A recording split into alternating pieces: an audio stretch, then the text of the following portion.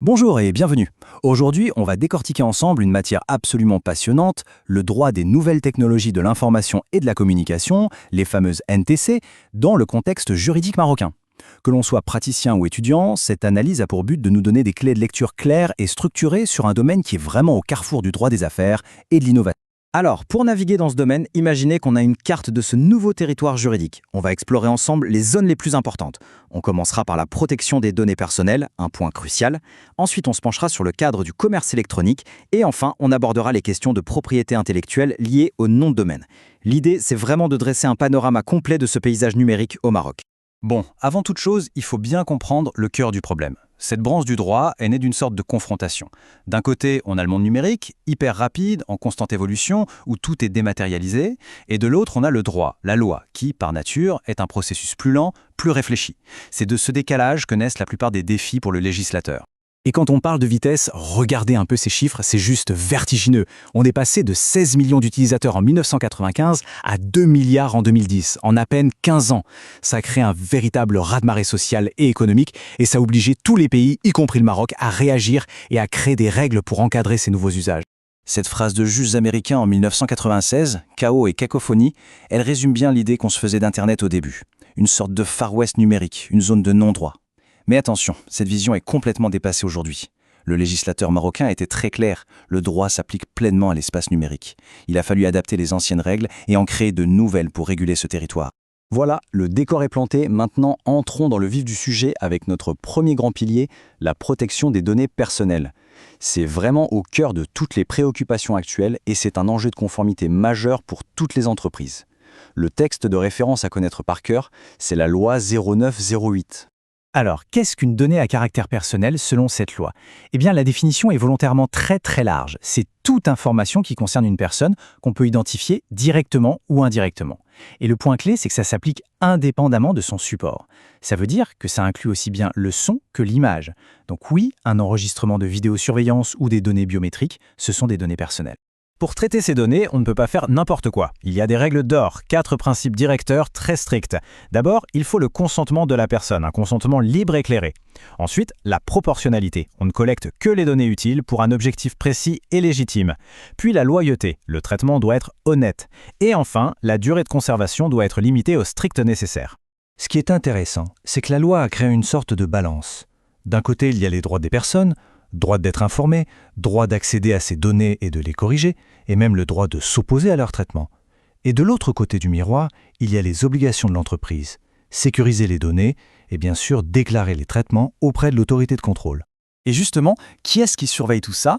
C'est la CNDP, la Commission nationale de contrôle de la protection des données à caractère personnel. C'est un peu le gendarme des données au Maroc. Et elle est très active. Récemment, par exemple, elle s'est jointe à une action internationale contre le data scrapping, cette pratique qui consiste à piller massivement les données sur les réseaux sociaux. C'est la preuve qu'elle est vigilante. Parfait, on a vu les données. Passons maintenant à notre deuxième grande zone sur la carte, le commerce électronique. Son explosion a bien sûr nécessité de mettre en place des règles du jeu spécifiques.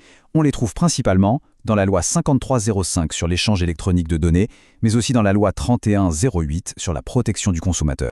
Ici, il y a une distinction juridique essentielle à maîtriser. Ce n'est pas la même chose de faire une simple publicité en ligne et de faire une offre.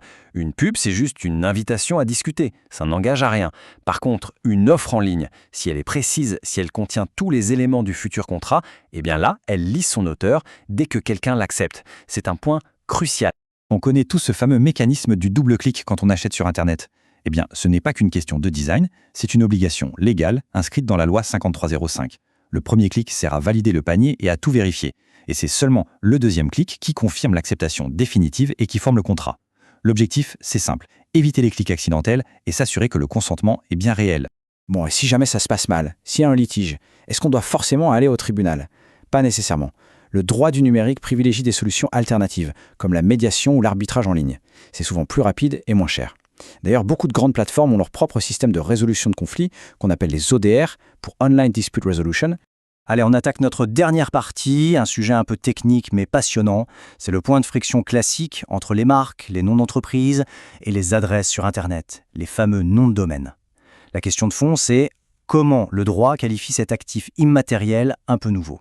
D'un point de vue technique, un nom de domaine, c'est plutôt simple. C'est une adresse unique sur Internet, un peu comme une adresse postale, gérée au niveau mondial par l'ICANN et au Maroc pour le .ma par la NRT. Mais ça, c'est la technique. Pour nous, juristes, la vraie question c'est quelle est sa nature juridique et quelle protection on peut lui appliquer? C'est la question à 1 million de dirhams. Ce nom de domaine, qu'est-ce que c'est exactement aux yeux du droit? Est-ce qu'on peut le traiter comme une marque, comme une œuvre protégée par le droit d'auteur, ou est-ce que c'est une catégorie complètement à part, une catégorie sui generis? Comme la loi ne le dit pas noir sur blanc, c'est la jurisprudence, c'est-à-dire les décisions des juges, qui a apporté la réponse. Et au Maroc, comme en France d'ailleurs, la solution est claire. Le nom de domaine est qualifié de signe distinctif. Concrètement, ça veut dire que même si ce n'est pas une marque à proprement parler, il bénéficie d'une protection, notamment contre la concurrence déloyale. Voilà, on a fait le tour de notre carte juridique du numérique. Pour finir, prenons un peu de hauteur et regardons ensemble les grands enjeux et les défis qui nous attendent tous, juristes comme entreprises. Si on devait résumer les défis, il y en a 3 principaux. Premièrement, la vitesse. La technologie va toujours beaucoup plus vite que la loi, c'est une course permanente.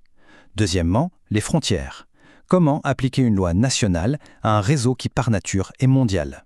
Et troisièmement, l'équilibre. Il faut sans cesse trouver le juste milieu entre la liberté d'innover et la protection des droits fondamentaux, comme la vie privée. Et quelle est la prochaine grande frontière à explorer pour le droit? C'est sans aucun doute l'intelligence artificielle. L'IA soulève des questions juridiques absolument vertigineuses. Qui est responsable quand une IA commet une erreur? À qui appartiennent les œuvres qu'elle crée? Comment gérer les données qu'elle utilise pour apprendre? Le droit marocain va devoir inévitablement se pencher sur ces questions. Pour conclure, s'il y a une seule chose à retenir, c'est que le droit des NTIC n'est pas un ensemble de règles figées, gravées dans le marbre. Non, c'est un droit vivant, un droit en devenir qui évolue constamment, au même rythme que la technologie. Et pour nous juristes, ça veut dire une chose très simple, il faut rester curieux et ne jamais, jamais arrêter d'apprendre.